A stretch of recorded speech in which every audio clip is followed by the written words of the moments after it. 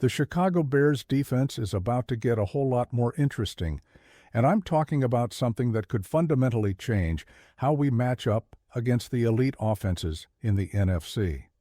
What's going on, Bears Nation? Welcome back to Bears News Fan Report, your home for all the breaking news, insider updates, and deep dive analysis on our beloved Chicago Bears. Today, I've got something special for you, something that's going to have you thinking about the future of this defense in a completely different way. I'm going to walk you through a potential draft scenario that addresses a critical need while adding a physical dimension we've never had before. Stay locked in because this is about to get really exciting. So here's where we are right now. The Bears have made incredible strides over the past 2 off-seasons. We've gone from a team in full rebuild mode to a legitimate playoff contender with a roster that's starting to take real shape. We've got our franchise quarterback, we've got playmakers on offense, and defensively we're building something special. But here's the reality of the NFL. You're never done building. You're never satisfied. Championship teams are constantly looking for ways to get better, to add pieces that give them an edge, to find players who can do things that other teams simply can't defend. And that's exactly what I want to talk about today. As we look ahead to the 2026 NFL Draft, the Bears are in a fascinating position. We're not drafting in the top 5 anymore, desperately searching for foundational pieces.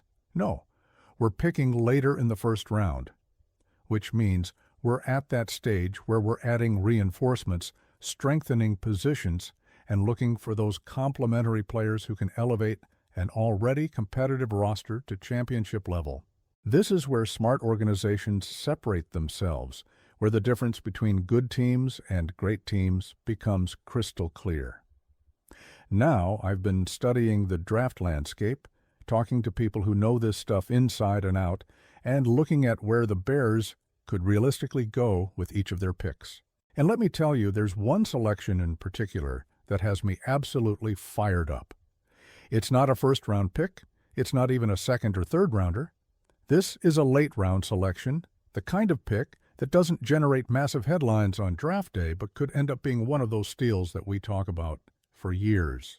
The kind of player who brings something so unique, so different from what's typically available at that position, that he becomes a matchup nightmare for opposing offenses. Before I get to that specific player, let me set the table for you with how I see the Bears approaching this draft overall. The focus has shifted from foundational rebuilding to strategic reinforcement. We're not looking to overhaul the roster anymore. We're looking to add depth, to strengthen premium positions, and to make sure we're protected against injuries or regression. That means being smart with every single pick, finding value throughout the draft, and targeting players who fit what we're building both schematically and culturally. In the first round, I'm projecting the Bears to address the offensive line, specifically left tackle. While we've got some really good pieces up front, left tackle has been a bit of a revolving door, and adding someone like Caleb Lomu from Utah would give us that stability and physicality we need to protect our quarterback and dominate the line of scrimmage. Lomu isn't flashy, but he's exactly the type of investment that keeps a roster competitive for multiple seasons. Pair him with the veterans we already have inside and Darnell Wright at right tackle, and suddenly we're talking about one of the best offensive lines in football. Second round, I'm looking at the pass rush. Hakeem Mesidor from Miami is a big, powerful edge rusher who can add another body to our rotation. We've seen how effective it is to have waves of pressure coming at quarterbacks rather than relying on just 1 or 2 guys. Mesidor fits that mold perfectly, and he's the kind of player who can develop into a real force in our defensive scheme. Third round gets interesting because I'm targeting the secondary. Keionte Scott, also from Miami, is one of the more intriguing risers in this class. He's versatile, he makes plays on the ball, and he can line up in multiple spots. We've had success dipping into the Miami pipeline before with Tyrique Stevenson, and Scott brings a similarly dynamic profile. Whether he's playing corner, nickel, or even a safety-like role in sub-packages, his instincts and playmaking ability would be huge for us. Round 4 is where we address the interior defensive line. David Okey from Arkansas is a big man who can stuff the run and eat up blockers. In the NFC North, where physical football is the name of the game, having that beef on the interior isn't a luxury, it's a necessity. Okey may never be a high-sack guy, but his ability to occupy space and keep our linebackers clean would add immediate value on early downs. 5th round, I'm looking at safety depth with Bishop Fitzgerald from USC. He's got range, he can play high or low, and he brings special teams value. That's the kind of developmental player who can contribute right away while pushing for a bigger role down the line. Given his playmaking traits, there's a real chance he doesn't even last into the middle of day 3, so getting him here would be excellent value. Round 6 is where we take another swing at the pass rush with Patrick Payton from LSU. This is a traits-based gamble, a guy who's 6'6" with length and athletic tools that are off the charts, but the consistency never fully materialized in college. Still, the upside is intriguing, and in our developmental system, he could become a valuable rotational piece if everything clicks. And now we get to round 7, and this is where things get absolutely fascinating. This is the pick I've been building toward, the selection that has me most excited about the potential impact on our defense. The Bears need to continue adding depth at linebacker, and while we've got some solid players there, we don't have anyone who brings the kind of unique physical profile I'm about to describe. We're talking about a player who could function as a hybrid defender, someone who can do things that traditional linebackers simply cannot do because of their physical limitations. Eric Gentry from USC. That's the name I want you to remember. Now, you might be thinking, a 7th-round linebacker, why are you so excited about this? Let me explain exactly why Gentry is one of the most intriguing prospects in this entire draft class, regardless of round. Eric Gentry is 6'6". Yes, you heard that right. 6'6" for a linebacker. That is absolutely unheard of in today's NFL. We're talking about a player who brings length to the second level that we've rarely seen before. The closest comparison I can make is to Charles Snowden when he came out of Virginia a few years ago, but even that doesn't fully capture how unique Gentry's profile is. Think about what that kind of size and length means in today's NFL. Offenses are built around creating mismatches, right? They want to get their tight ends matched up against linebackers who can't cover.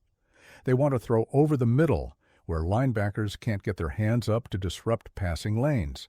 They want to exploit the middle of the field, where traditional linebackers don't have the range or length to make plays. Well, Eric Gentry completely changes that equation. At 6'6", he can match up with tight ends in a way that most linebackers simply cannot. He can impact passing lanes that are normally wide open. He can create disruption in areas of the field where offenses typically feel comfortable. And here's the thing, this isn't just about height. Gentry has shown at USC that he can actually play at that size. He's not just a tall guy who's stiff and can't move. He's got the athleticism to cover ground, the instincts to be in the right place, and the versatility to line up in multiple spots. He's a true hybrid defender, the kind of player who can give defensive coordinators options they've never had before. Want to drop him into coverage against a tight end? He can do it.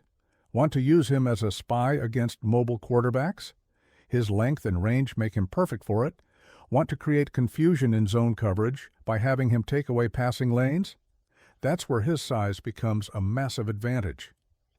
In the NFC North specifically, think about the offenses we face twice a year. The Lions have Sam Laporta, one of the best tight ends in football. The Vikings have T.J. Hockenson when healthy. The Packers are always finding ways to use their tight ends in the passing game, having a linebacker who can legitimately match up with those guys, who has the length and athleticism to stay with them down the seam. That's a game changer. That's the kind of chess piece that allows you to play different coverages, to be more aggressive with your pass rush, to create matchup problems for offenses that are used to exploiting traditional linebacker limitations. And we're talking about getting this kind of unique talent in the 7th round. That's incredible value. Sure, there's developmental work to be done. Gentry is still raw in some areas, still learning how to maximize his physical tools, But that's exactly what seventh-round picks are for. You're looking for high-upside players with unique traits that you can develop. And in Chicago, with the defensive coaching staff we have, with the culture we're building, Gentry would have every opportunity to reach his ceiling. The special teams value alone makes this pick worthwhile.